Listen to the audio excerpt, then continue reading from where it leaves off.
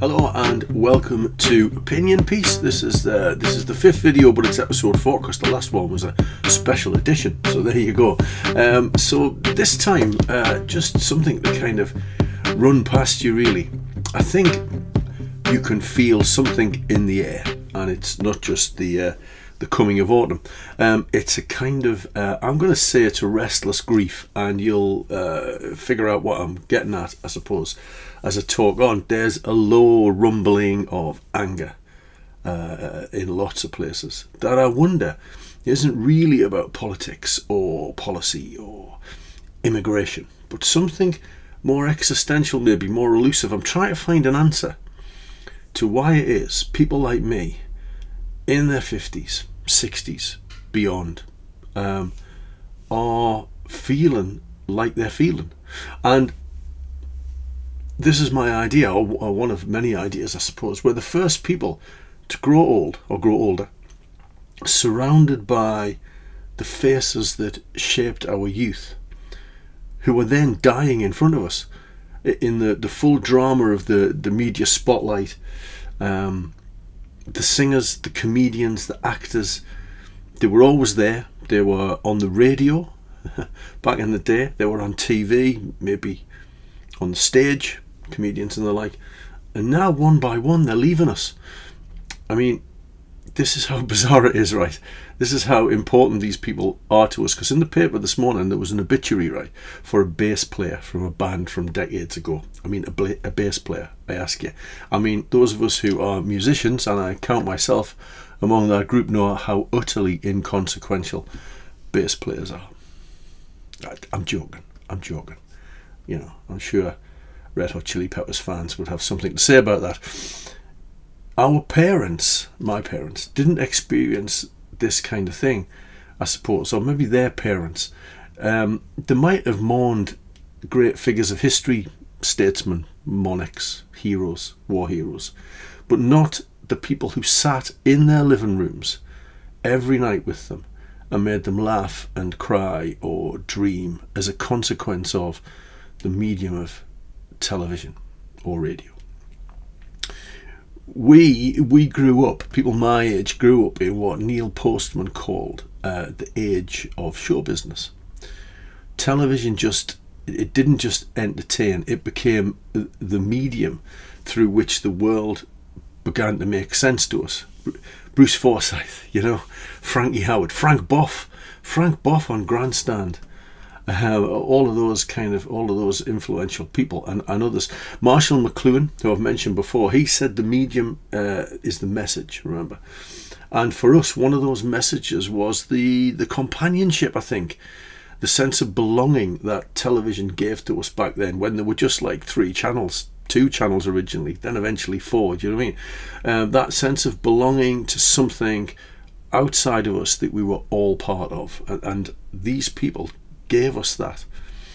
So their fame became kind of intimate for us, and the distance between us kind of started to collapse in a way that kind of, if we could maybe call it post-television, is that the era we're living through now with YouTube and you know, TikToks and all that kind of thing. Are we starting to approach a post-television kind of period?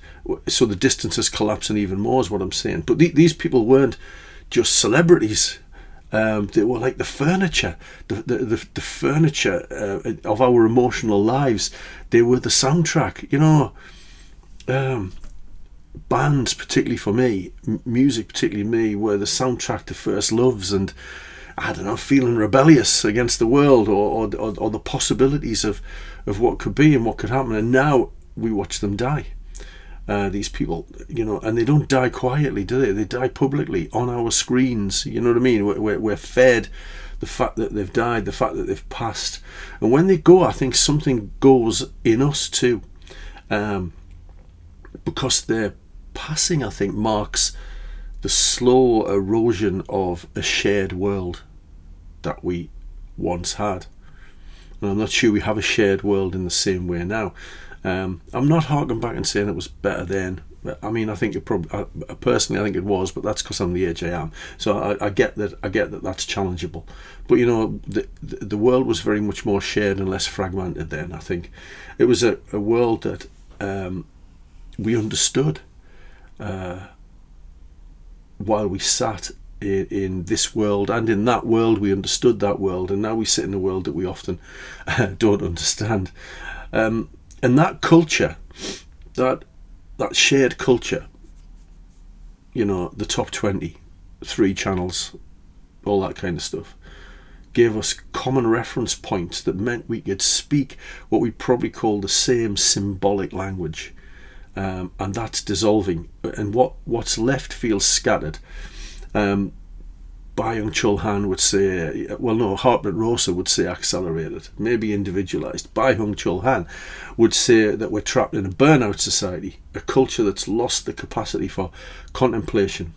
Everything's too fast, for ritual. I remember, was it Thursday or Friday? I can't remember when they announced the charts when I was young. But I remember on that day, I used to go home for my lunch, didn't stay at school. I used to bring my radio home so that we could all crowd round the radio at 10 to 1, just before registration in class, and listen to the charts to find out what was number 1 in the hit parade, So we've lost contemplation, we've lost some of those rituals.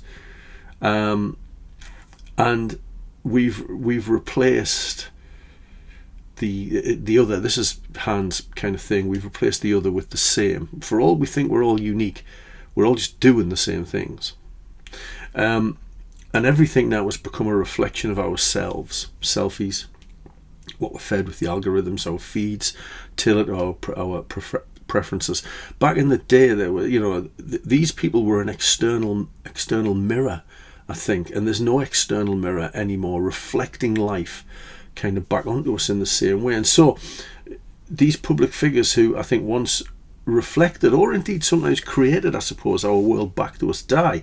The loss feels disorientating, I think. The world seems no longer the same. It's very different, even though it isn't really, because these people are remote from us. But they're collective symbols that hold us steady, Are you a punk or a rocker or a mod? Do you know what I mean? And you had to be one of them. You couldn't be all of them. Whereas now you just listen to everything, don't you? And that's maybe good. But there was something about that collective identity. So what we have to do is we find other symbols to attach our grief to, I'd argue. That makes our grief visible. We make our grief visible in the symbols. But actually nothing's really seen, because we're not seeing where these symbols, or the need for these symbols, is actually coming from. Our pain at the death of people that we see as part of our world is very real to us, but we can't quite figure out why it is such, because they're just celebrities. We don't know them, not really. But what we've lost, I think, is that is a pseudo intimate relationship, really, And even now, when these people who were very real to us and important to us are mourned, they're mourned through posts and likes and hashtags, and everything gets flattened, everything gets recycled. Han calls this thing the transparency of pain. So maybe I think the anger that we see in our generation, the nostalgia, the yearning for how things were, is really about the disappearance of a cultural continuity, the disintegration of the stories that have held us together. That's the problem. So Postman warned us back in the 60s, I think it was, when he was writing. I'd have to check that, but I think that's when it was. He warned us that a culture driven by entertainment would eventually have us forget how to feel deeply. And I think that prophecy has come true.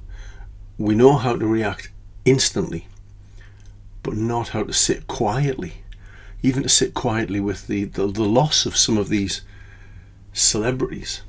So we scroll, we comment, we rage, because anger is easier than dealing with emotions like the grief at the loss. And actually, do we really understand the grief that we're feeling? Because why should we feel grief for somebody who's removed from us?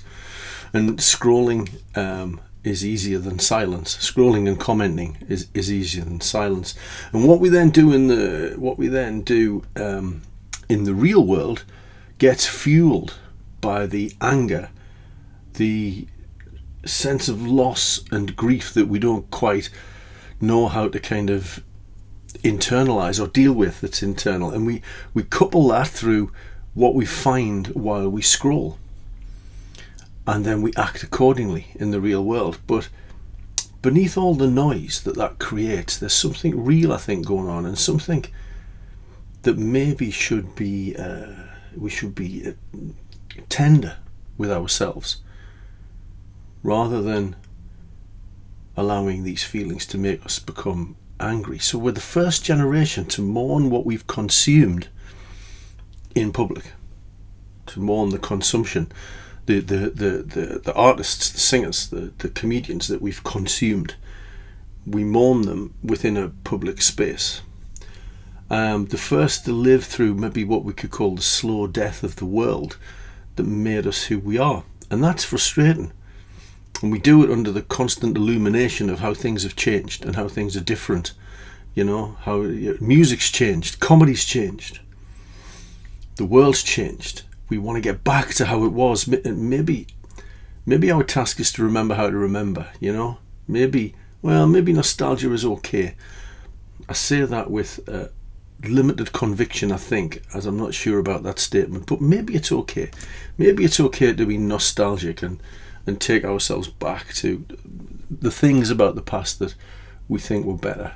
But we have to resist what Han calls this kind of flattening of the culture as it was into tropes and memes and that kind of thing, into posts and tweets and TikToks, you know, because I think when Bowie sang, or Victoria Wood kind of cracked a joke and laughed, or I don't know, somebody American, somebody like Robin Williams maybe kind of, you know, improvised. They weren't just entertaining us.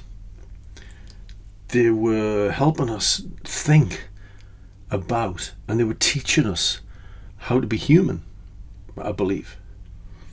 And if we can hold on to that as an inheritance, I suppose, rather than nostalgia, then maybe we can turn this strange, untangible, untouchable grief that we feel with the passing of all of these people into something that generates something, and something that's positive. So rather than anger and hate and then attaching ourselves to other symbols that are created from that anger and hate for the world as it is now, maybe we can do something different, because it is still great. The world is still great just as it is. Flawed, problematic, but it's always been flawed and problematic. That's not any different. And maybe then we can become the people who remember what real connection felt like. Not connection through a screen, but actual real connection. To laugh with our families and to talk to people about what we've seen on TV with some sort of depth of meaning, you know. Because we still know how to look and listen and feel. So maybe we need to pay attention to where the emotions that we experience are actually coming from. And is it this sense? I suppose what I'm getting at here is it a sense of loss that we feel that makes us frustrated? You know, and then we get to René Girard's scapegoat mechanism. This world just doesn't feel right anymore. The people we know and love nostalgically are dying, disappearing. The world as we know it is disappearing. That's got to be somebody's fault. It can't be our fault or just the natural passage of time. So we find a scapegoat and we attack the scapegoat.